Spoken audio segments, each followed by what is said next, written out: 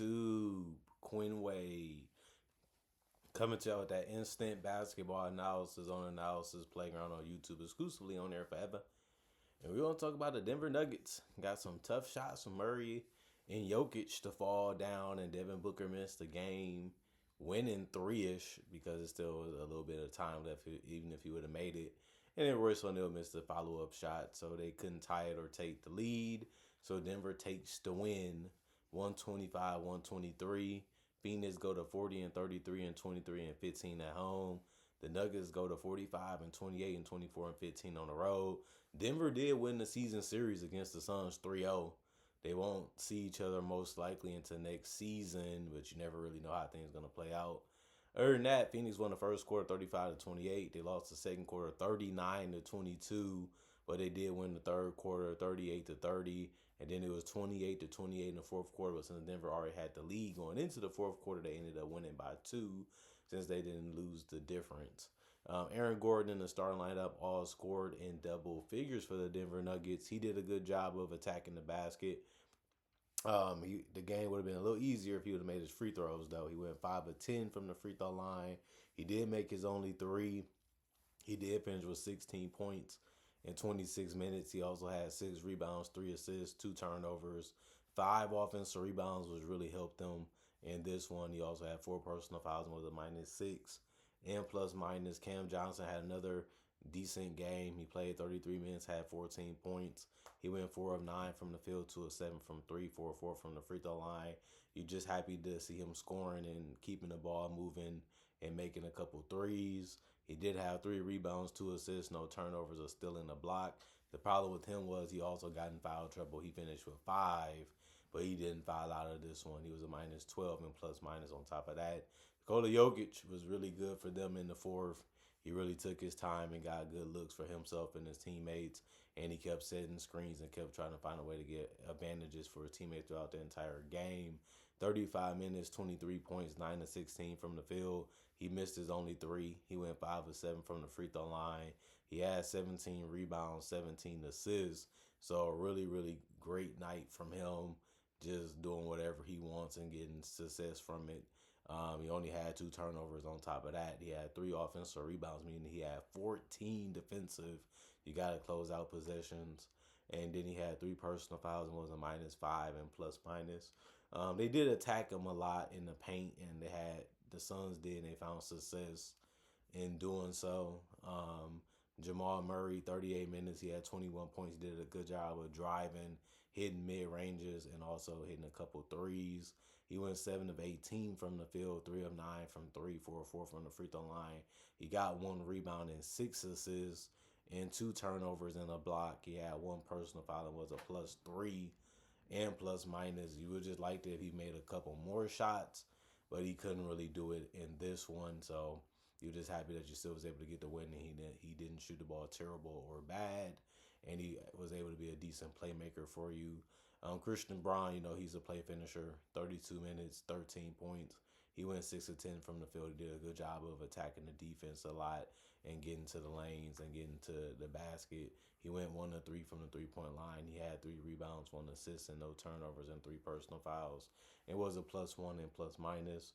I look at this as a really good game from their bench. They all scored. That's always a good thing, especially because they all played some decent minutes. Spencer Jones, 4 points. He went 2 of 4 from the field. He had 7 boards. That was really good for him. That's something that you have to do, especially because he also made enough shots based off what he was able to shoot. He had 1 turnover, 3 offensive boards, 5 personal fouls, was a +8 and plus minus. Obviously, getting in foul trouble isn't the greatest thing, especially when you're already playing limited minutes. But he played his role. He did what he was supposed to do while he was out there, and he did give away a few points. Tim Hardaway Jr. really helped the bench. He came off the bench in 23 minutes and had 18 points. He went 6 of 12 from the field, 4 of 8 from 3. The 2s and the 3s was efficient enough. You can't really be too mad at the shots that he took.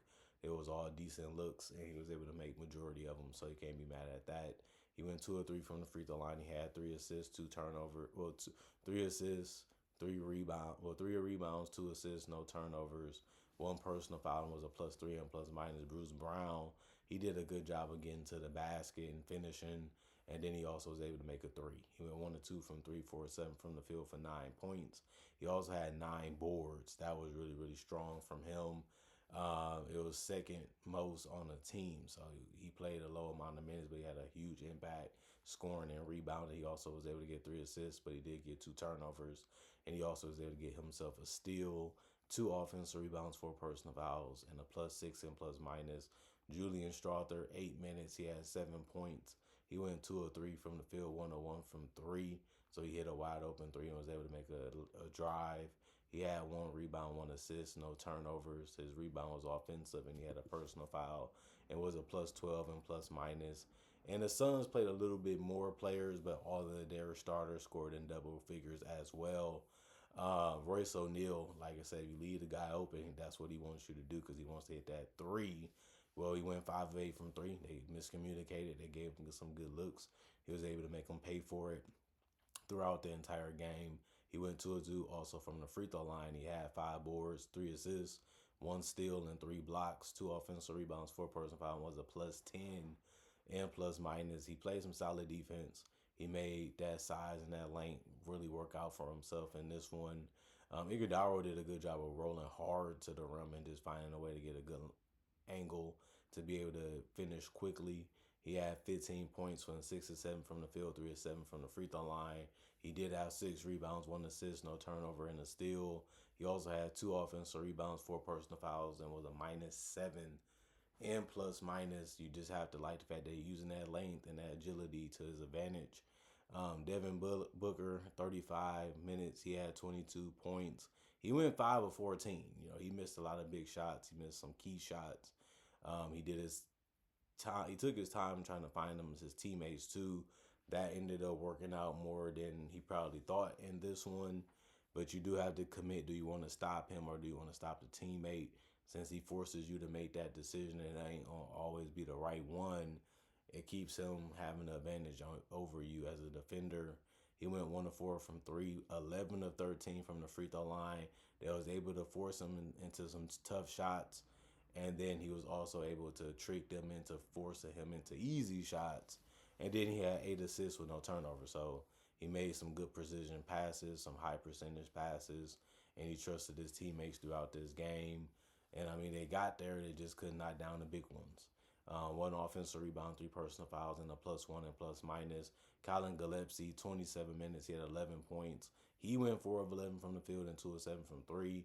He missed some wide open ones. I know he wished he would have made them, but wasn't meant for him to get him to go down in this game. He went 1 of 1 from the free throw line. He had 3 rebounds, 1 assist, no turnover, and a steal. He also had 1 offensive rebound, no personal foul, and a -1 and plus minus. Jalen Green, 29 minutes, 21 points. He did a good job of attacking the rim, and then they was giving him room on threes. The best part about it is he was able to make the shots at the rim a little bit and also make his threes too. He finished 6 of 13 from the field, 3 of 6 from three. He also went 6 of 8 from the free throw line. He had 6 rebounds, 6 assists, 2 turnovers, 2 personal fouls, and was a +9 and plus minus. Just good passing from him too. Just making quick decisions whenever the opportunities opened up, and that's all you really have to do anyway. And there was Sheer Flemings, 23 minutes. He ended up going 3 or 4 from the free throw line. Other than that, he missed everything else. He went 0 of 6 from the field, 0 of 4 from three. He did have 4 rebounds, no turnovers, 1 offensive rebound, 2 personal foul, and a -12 and plus minus for him. Obviously, that helped him win this one. They needed him to make at least 2 shots. He couldn't do that for him tonight. Kamon Malawaj did a good job of finishing a jump shot type of shot in the paint and a finish at the rim.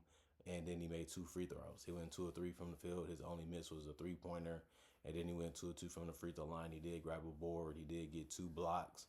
That was really good for him also. And 2 personal fouls and was a +5 and plus minus.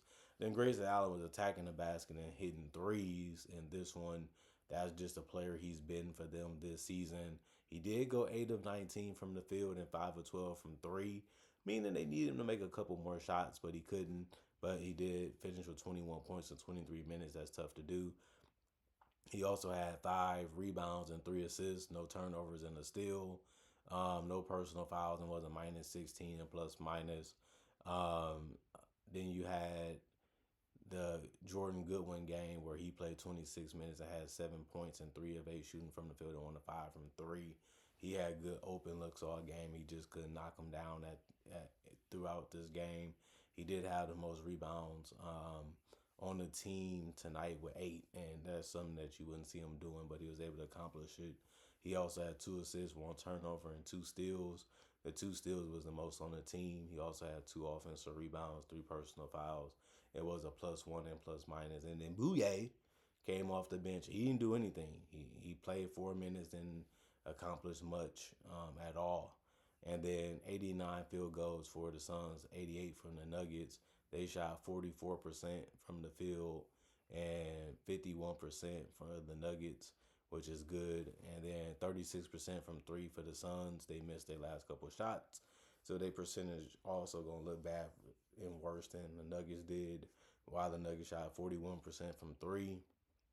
And then 76% from the free throw line for the Suns, 73% for the Nuggets. The Nuggets did shoot 7 less free throws than the Suns, and then 41 rebounds for the Suns, 50 for the Nuggets, 24 assists for the Suns, 35 from the Nuggets. A lot of that had to do with Jokic and Murray.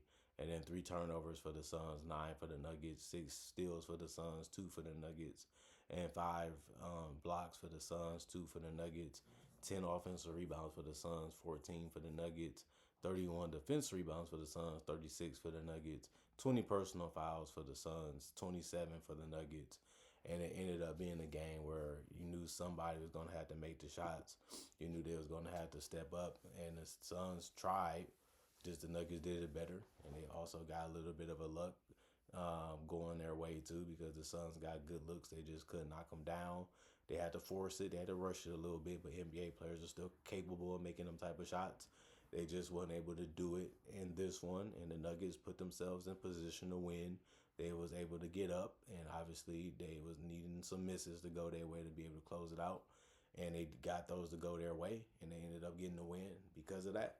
And like I said, the Nuggets really played a good game offensively, and their defense was, not where it needed to be, obviously, throughout this one, but they still figured out how to get it done at the end of the day.